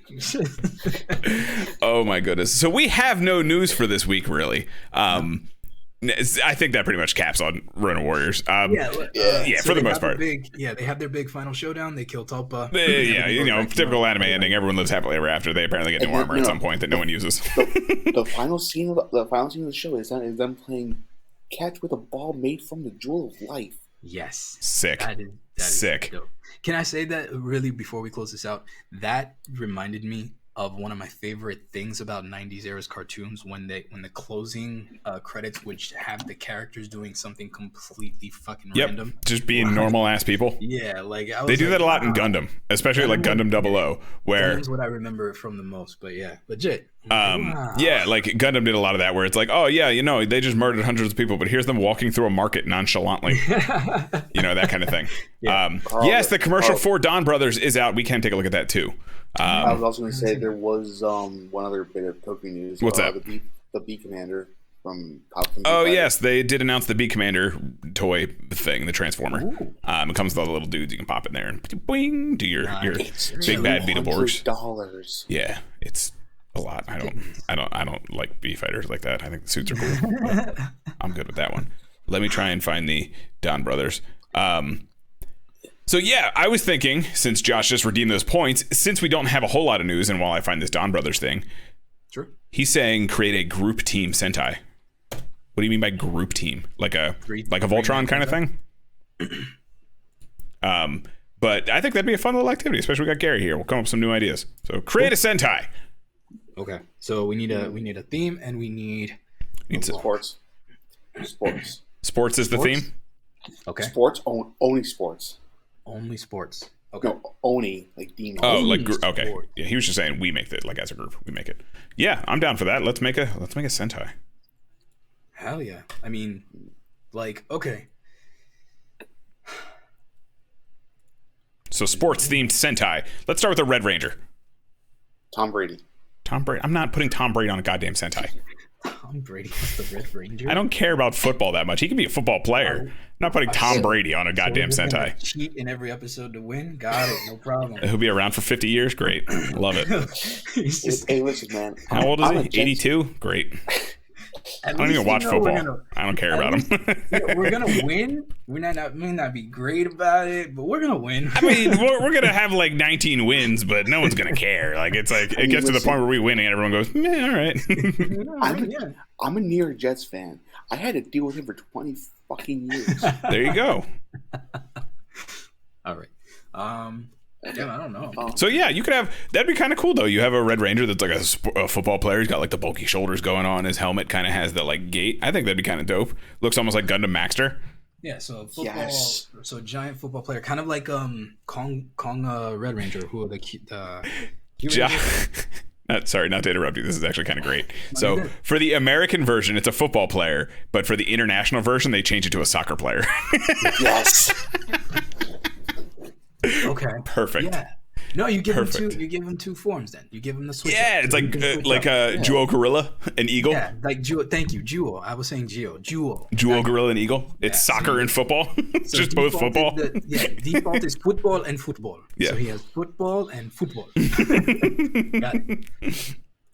Perfect. All right, Blue Ranger. We go in the standard colors. I guess we'll do red, blue, yellow, pink. We're doing the trope contrast, right? Where you have the all-American jock versus the nerdy one, right? So maybe what's a nerdy sport? What's an Ivy League sport? Chess. Lacrosse. You said sports. Lacrosse. Chess is a sport. It's in the Olympics, I think. Maybe. Who knows? I don't know. Stop. If it is, Street Fighter's in the Olympics, so skateboarding's in the Olympics. Skateboarding is in the Olympics. Street luge. The complete opposite of the all-American would be the grunge guys. So yeah. That's not bad. Rugby. Should he just play rugby? It's kind of like football, but not really. Oh my god. Yeah. There you go. Play rugby. Yeah. There you go. There's your Blue Ranger. You got your rugby player. Merry Christmas. Okay. Yeah. All right. So then we got what else we got? Yellow. Frisbee. And I'll tell you why.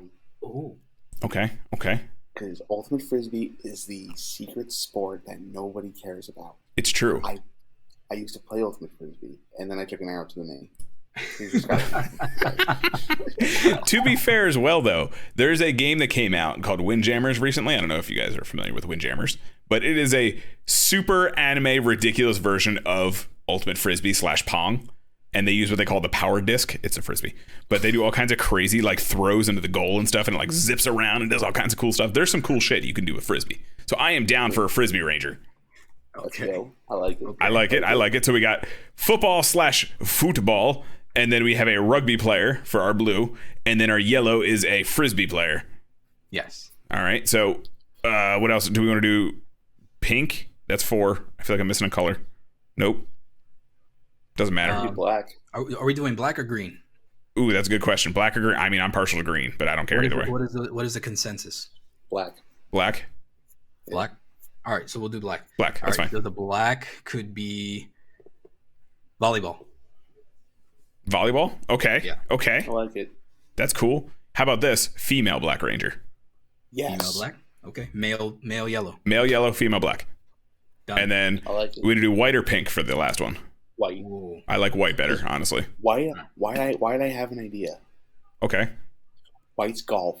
Golf. Oh my goodness, I love it. I'm here for it. God, I got noxious. Ugh. Okay, we'll do it. But also just imagine them just running over and bashing someone with a golf club. Okay. Like that's their attack. That's they just walk over and clonk with a driver. You know what I'm saying? I say. Yeah. 4. One wood upside the head.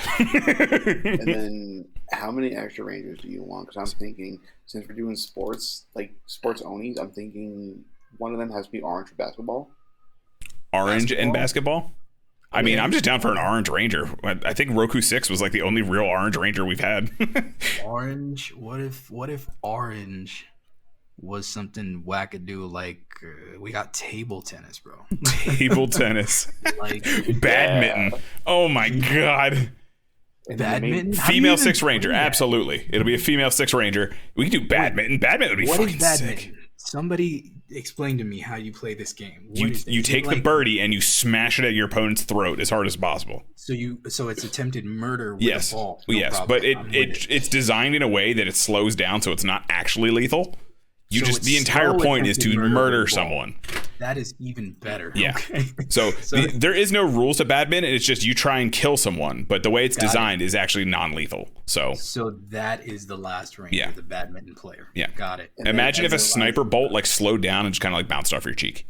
It's kind of what badminton That's is. how we'll introduce them. That's how we'll introduce them right away. Just beep.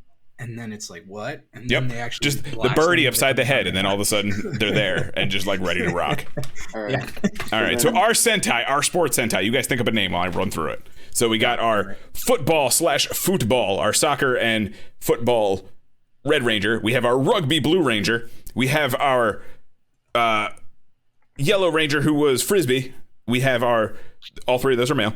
We have our female Black Ranger who was, oh my God, I forgot already.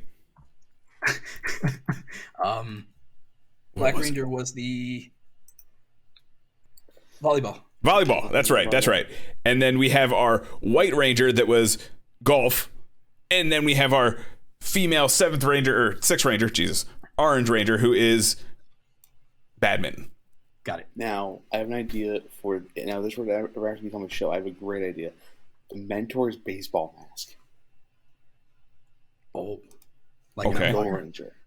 As Villain Redemption arc, and also when they There you go. show. Perfect. Yeah. I love it. Your Zordon is an old Kaijin. I'm here for it. I am so here for it.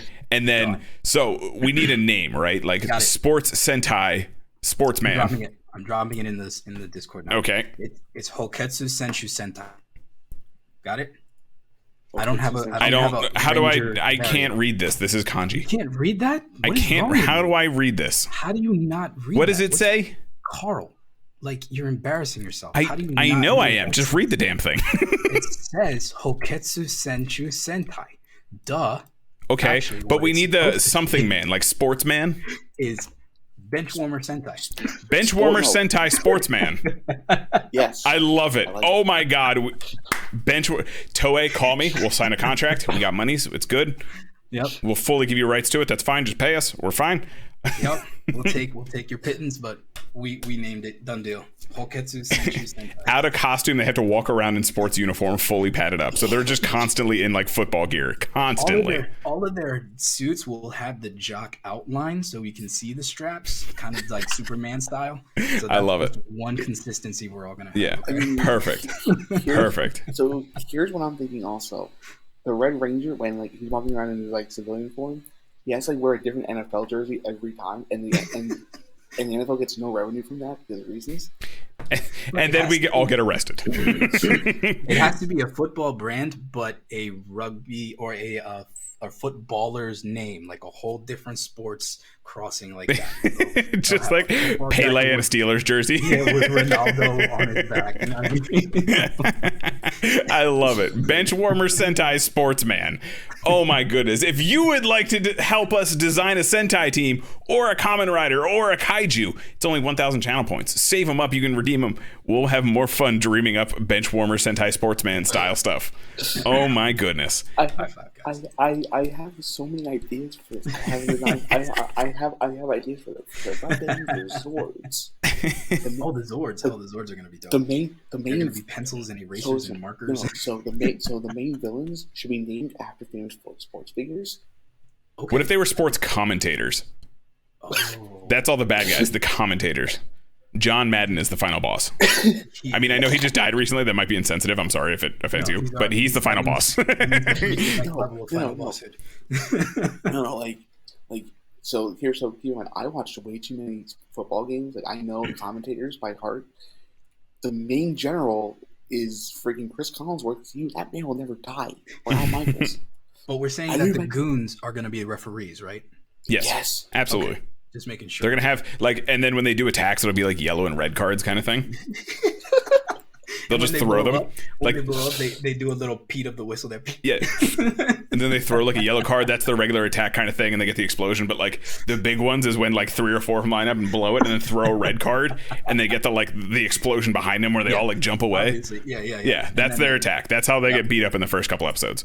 The first punch, they get a red card, and then the first ranger has to sit out for the rest of the fight. Oh my god, that'd be amazing. Every time they get hit, they're like, no, stop it. Make the ranger sit out, expelled.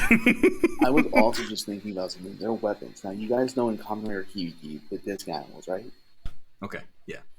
So, like, let's say, for example, in the football form, he takes the football, splits it apart, and turns it into 2 swords. Oh. They just like unfurl from a football. Just like a folded. That'd be kind of cool.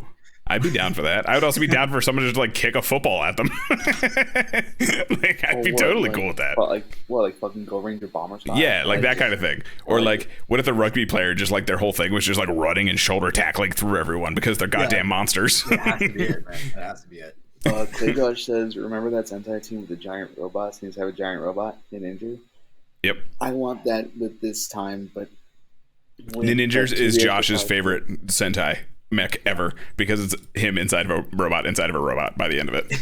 I actually have a quick story involving Ninjas because so I got very drunk at a July 4th party. This was like 7 years ago when the show was on TV. When the show was on, I drunk pre-order Lion Hot-Oh and I forgot about it. And then I'm at work later in the week. And I was like, "Hey, you have this Lion Hot-Oh getting shipped." I'm like, "What the fuck? I don't remember ordering this." No, I didn't. What are you talking about? What are you talking about? It was like $180 something shipped. I'm like, "What the fuck did I do?" Oh my goodness! Okay. Last time that happened, I ordered a bunch of Warhammer, so I feel you on that one. So Peacemaker did mention we did get the Don Brothers preview. I had put it in the Discord if you would like to check the link out for yourself. Yes. I am about to play it on the screen here. I'm gonna watch it. I can send it to you as well, Gary. I know you're on a different system. Yeah, give me uno moment, bitte. Oh, that is a super teaser. Yeah, it is I think it was like hey, here's the end of it. Here you go. Merry Christmas. Bye-bye. So I'm going to play it on the screen for you guys to check it out. Just give me a moment. I want to make sure Gary can check it out too. That's where I'm watching, actually. I was watching on the stream on Twitch. Yeah, I'll give you the link just in case. Whatever he's fighting there is interesting. Yeah, so we'll talk about that in a second. Let me get back to it. Hold your goddamn horses. Thank you. They're held and in the stable. Okay, so let's play this bad boy. Let's say, Carl, you just let me conjure. Oh, sorry.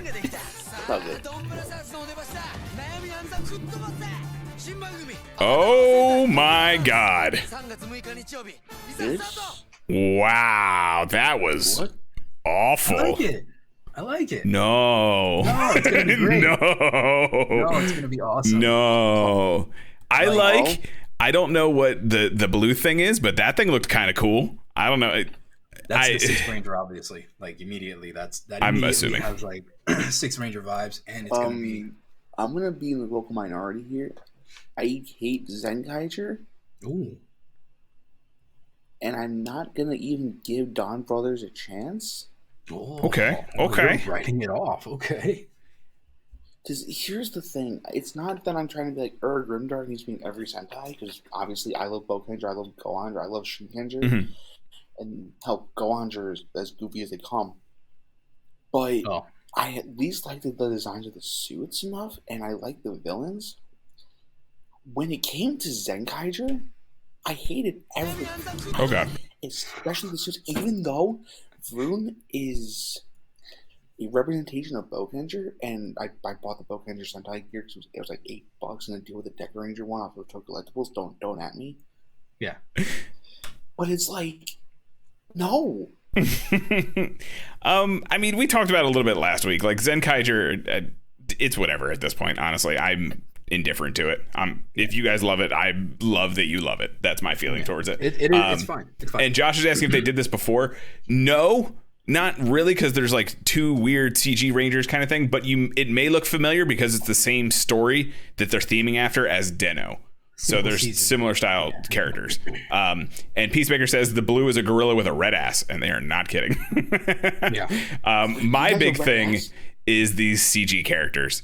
So you got was it Iniji brother and Kiji brother. I can't. I can't. Please stop. Please don't do this. I hope they get a normal look at some point. Like, look at this. This looks just awful. It looks as I would expect from Toku CG being a character. And the problem is that that's the best they're gonna get it to look.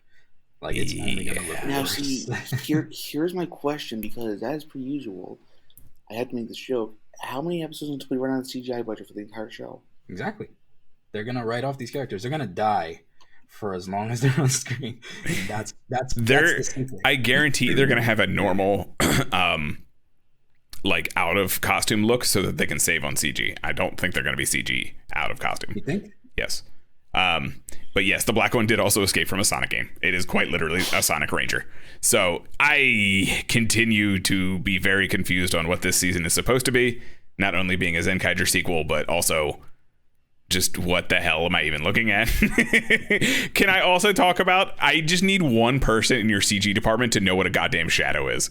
Just one person. There's not a single shadow on this screen where there is a CG character.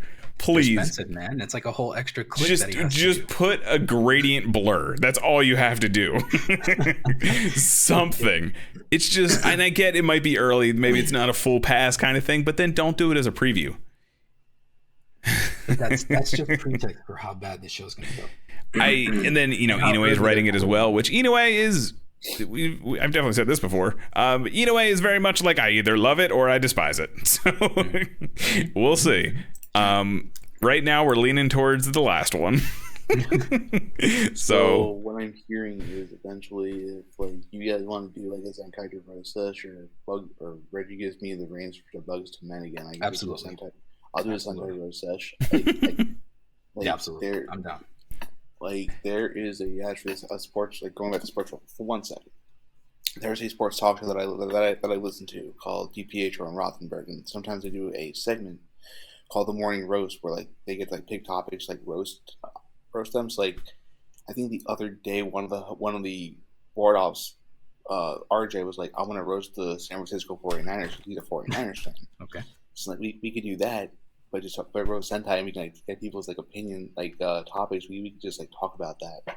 Listen, we broke away from being as mean as we used to be, but I feel like we're due for one of those. I think, and I will say it as of right now, and this is again going from someone who has not seen a majority of the seasons. I'm trying.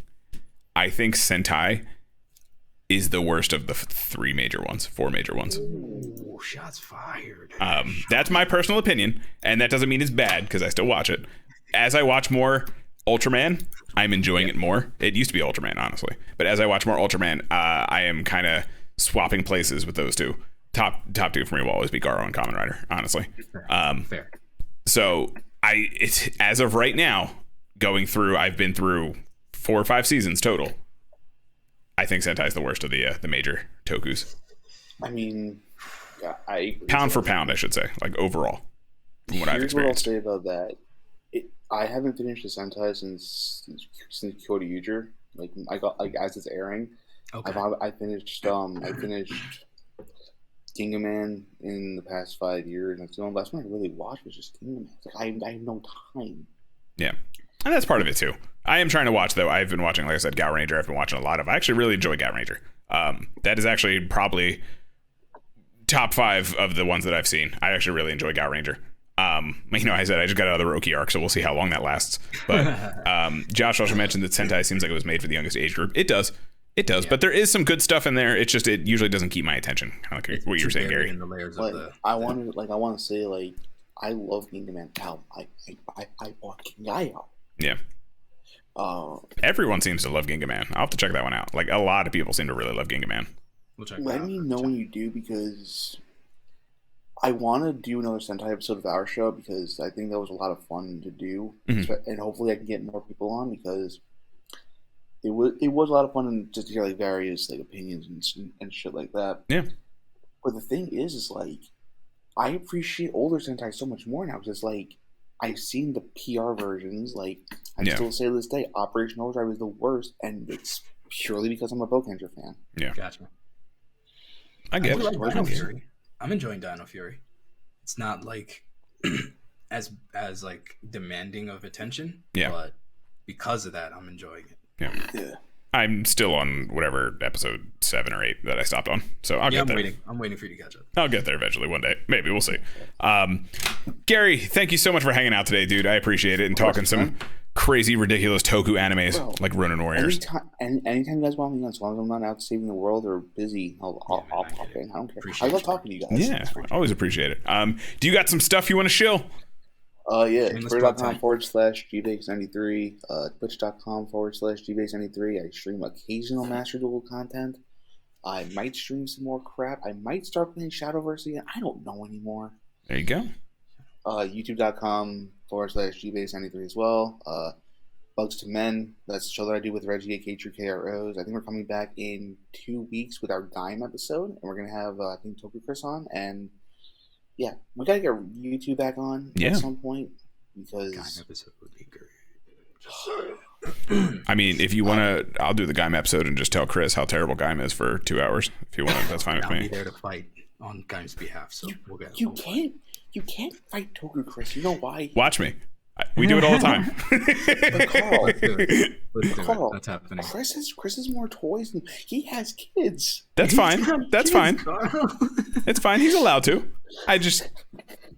I'll explain to him how Gaim is terrible. No, enough of your Blade Gang blasphemy. Listen, it has created. It's beyond my control at this point. It has become its own monster. Actually, wait. You guys have done a Blade episode of the show, right? Nope, we have not. Okay, I have a favor. Because I refuse, but okay. If Rob doesn't want to do the Blade episode, can I volunteer my service? There you go. We'll see. So, Bugs2men, GBakes93, right? Yeah. Yeah, 93 on all the socials, and then YouTubes and all that kind of stuff. Check Gary out. They have a great little podcast. It's very fun. We've been on it a few times. It's fun to hang out with those guys. Oh, yeah. Rob, what you got? I'm at 6echoes.se@gmail. Hit me up if you have any ideas to plug into the Kamen Rider Tokudon first episode that's coming out pretty soon. Have a neat idea for a video coming up for our 50th episode, which is right around the corner, Carl. We're already big 5-0. We're gonna get our rider belt and do the Revice and Vice Henshin. So we're gonna knock things out of the park soon. But yeah, other than that, you can find me here or there. Yeah. So you're everywhere is what you're saying. Everywhere. Even behind you, bro. I'm everywhere and nowhere. Tickle. Whoa. And I am Carl. If you're watching this live, you know where to find it, twitch.tv/Kaiju Carl. You can find me here most Fridays and Wednesdays and Sundays, and that's it. Okay, messed that up. Whatever, I had to think while I was talking. I need more coffee. And then I am also a contributor for the effingcool.com website. You can go check out my first article. A second article will be coming out soon, kind of revolving around what we were just talked about on Friday, which don't judge me, Josh. I did not get lost. Don't do that. that. I'll be talking about actually what we were talking about on Friday, where KI is the bedrock for DLC practices in modern fighting games. So if that sounds interesting to you, you can either check out my stream or you can check out the article when it drops. Other than that, it's at Kaiju Carl on all the other stuff. And yeah, We'll see you. 50 episodes coming up. Holy ball sacks. Yeah, bro. We're good. Jesus Christ. All right. You guys enjoy the rest of your evening. This is Tokudon. Deuces. Thanks. Peace out, See ya. Scouts.